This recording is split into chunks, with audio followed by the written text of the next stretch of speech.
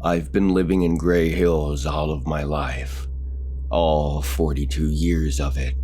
There's nothing special about living here, just your typical small town. Yeah, I've heard the rumors. Outsiders say strange things happen here, and to be honest, I don't see it. Just silly people with their wild imaginations. Most folk know each other. Everyone for the most part is friendly. Hell, I've been friends with the same guys since elementary. Though every once in a while some escape, move away to do better and bigger things. I use the word escape lightheartedly. I don't think anyone truly escapes from here. It's more about a temporary relocation. Your body might leave, but your heart always belongs to Gray Hills, no matter how far you try to get away. I had a buddy leave once. Left on one of those football scholarships. Old Jake was one of a kind, tall and athletic. Honestly, I thought the man was invincible, and maybe he was. Perhaps it was his mind that was weak. I figured when he left, he would never come back, not bother to blink an eye for his once old home. Maybe he would be the one to never return. I mean, why would he with such a promising career? It only took him 2 years to make it back. We poked at him for a few days, joshing him every chance we got, but it was clear Jake came back very different. Something was off about him. He no longer smiled. He didn't care for much. We would talk about football and he just seemed lost. That's a good word for it. It was like he was lost in his own mind. Nothing excited him. Well, almost nothing. One thing he seemed to pick up while he was gone was his desire for food. The man before leaving was a tank of a person, and I remember seeing Jake scarf down 2 large pizzas easily. But after returning, his hunger seemed to be limitless. He was always eating.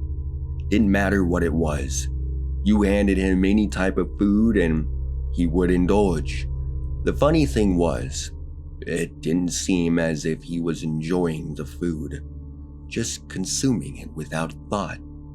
My other friends didn't think much about it. They just assumed he took one too many to the noggin. After all, Jake never told us why he came back. Maybe there was something out there that he didn't like in the world. I couldn't accept it. I needed to know why he was different. I asked him numerous times what was wrong with him, and he told me he didn't know. I pleaded with him to go see the doctor, get checked out, maybe it was a bug. He never listened to me. Instead, Jake fell further into his lunacy, sheltering away in his parents' basement. I couldn't find a job that would hire him. They thought of him as being disabled, and soon the town slowly forgot about the once rising star, the pride of Gray Hills, and eventually, like some faded photo, he vanished. No one knows where he went. Most assumed he gave it another shot at the outside world, and others had darker thoughts, thinking he ended it all, if you catch my drift. Then there were the nutcases, saying he became some type of boogeyman, roaming our streets at night, froth foaming at his mouth like some rabid dog, looking for someone to be his next meal. I personally think he couldn't take it anymore. The emptiness that overwhelmed him. Right before his disappearance, he asked me if I believed in a soul. The question left me dumbfounded. I never thought of Jake as being the religious type. I told him I didn't know, that such questions were beyond my comprehension. This might be the only time I saw a bit of emotion form on his face after returning. It wasn't one that was clear. At first, it looked like sadness, but upon further reflection, I came to realize it was more of trepidation. I think whatever scared him so bad to come back home had finally caught up to him. I only hoped his demise was quick and not painful. Others that left were like him. They would leave but come back different, like something was missing, perhaps their soul. I tried sticking my nose into other people's business. I usually ignored the chatter and lived my life the best I could. Throughout my life, there's been times where I met some out-of-towner telling me to leave with them, promising me a good time, but baby blues and a cute smile were never enough to convince me to leave. I even fell in love once with a girl a few towns over. She told me that she wanted me to visit her for once, since she was the one that did all the traveling. I made it clear that I wasn't going anywhere though. I professed my love for her, but also told her that my heart would always remain here, in Gray Hills. We broke up after that, and I accepted the fact that I might just die alone. I never married nor had children. Instead, I shared my love with animals. I've cared for them all. Dogs, cats, hell, I've even had several raccoons. I don't keep them for long. I usually find a stray and feed them until they feel the need to move on. I don't blame them for that. There is a large world to see out there. So, at least I thought. Because one thing I realized by observing these creatures is they usually didn't leave our small town. Maybe that's just the nature of animals. They like to stay close to their own environments, dominating new grounds in a small radius, but I noticed they never crossed the threshold of our border. Now, it's not like I'm waiting by our town's welcoming sign to see if they leave. Well, not intentionally. Not at first. One night I stayed up late, just finishing up a 12-hour shift at the dock. The smell of fish engulfed my small house and I felt too defeated to even shower.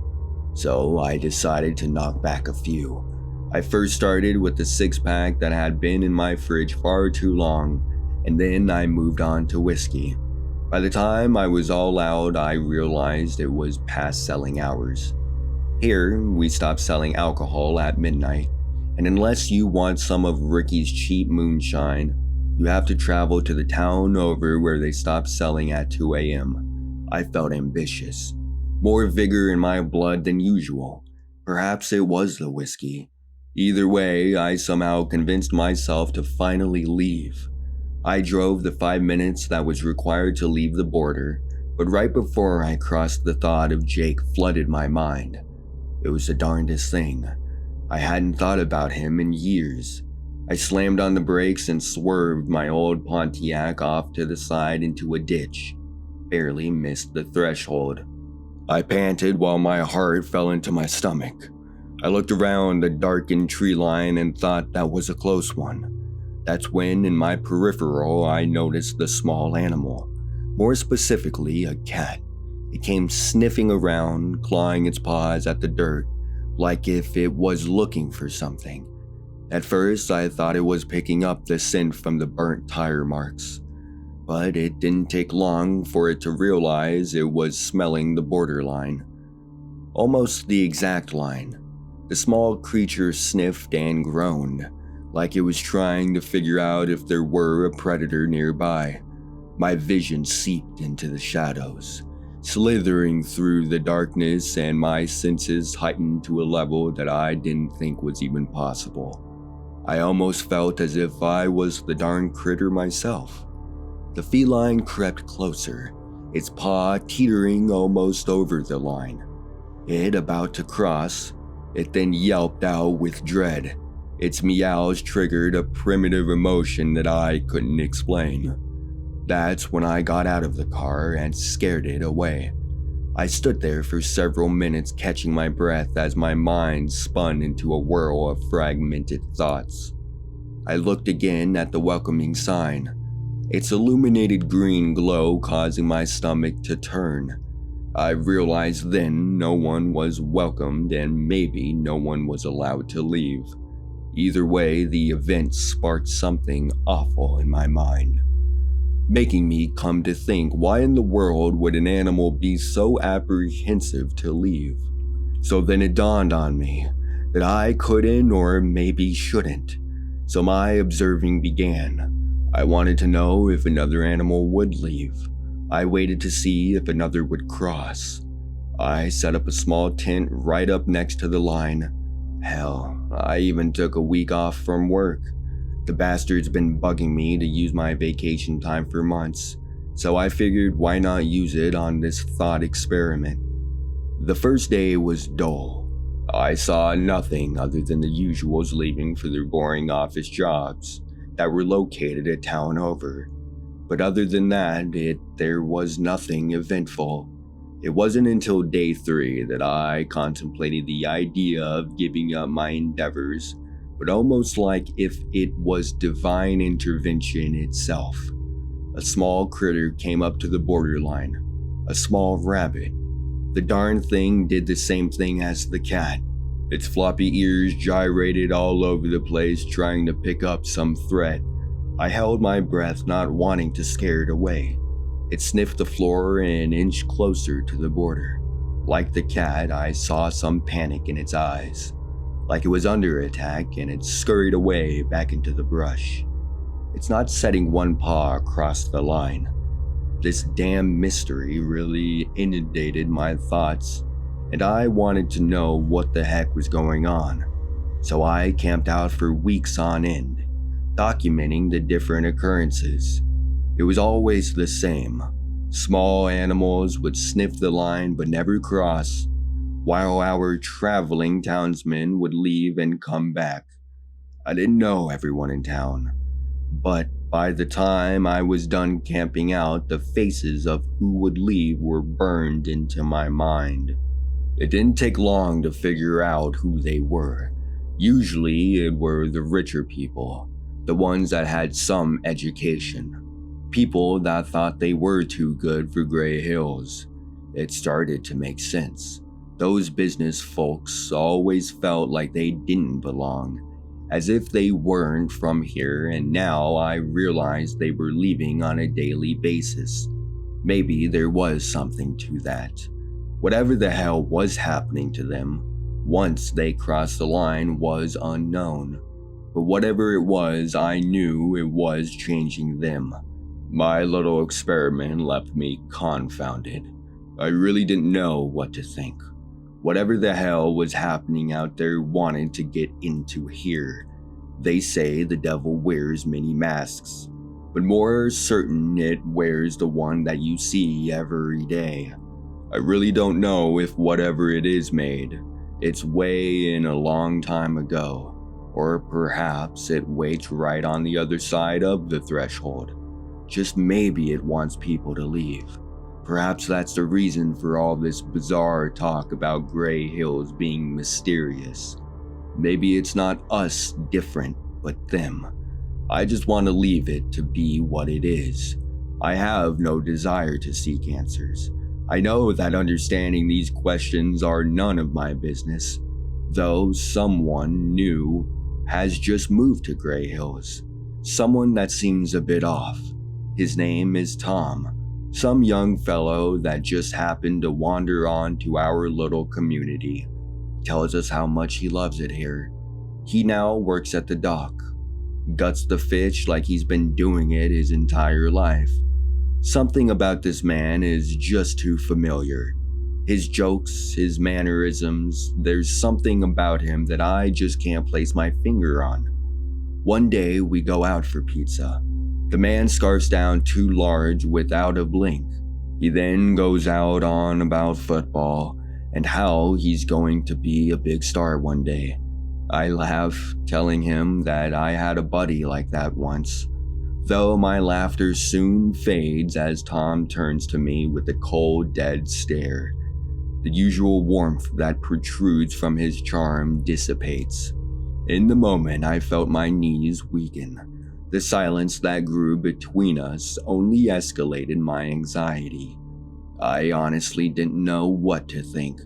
Perhaps he thought I was belittling his dream.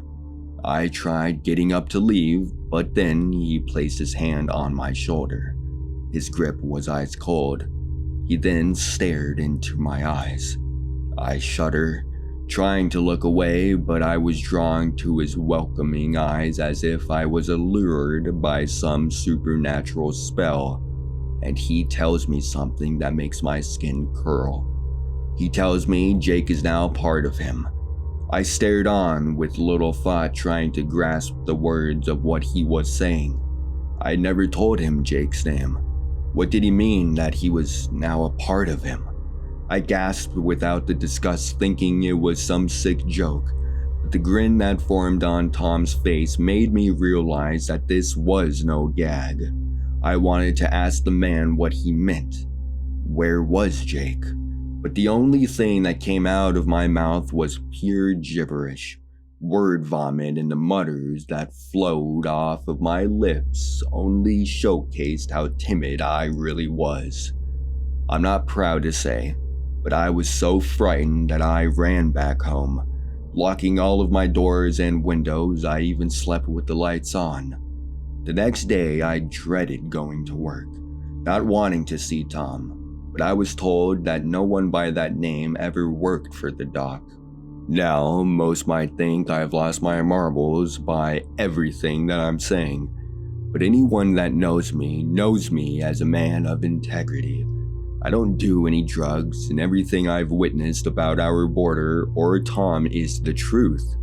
I decided to let sleeping dogs lie. Like I've always said, I don't go around sticking my nose where it doesn't belong. But as of lately, I've been getting these strange texts from a number I don't have stored in my contacts. They say they're Tom, but worse, they tell me to come to see him. That they don't want me to cross the line. Like I've said before, my heart will always belong to Gray Hills, and I planned on never leaving. But something about those messages makes me want to go to the border and cross it. Maybe it's time to find out what happened to Jake. I don't know how much longer I can hold off this urge of going. My mind tells me no, but my soul is drawn to the outside. Though one thing is for sure, it is not us. The people of Gray Hills, that is bizarre, but the outside world, perhaps they are stealing our souls.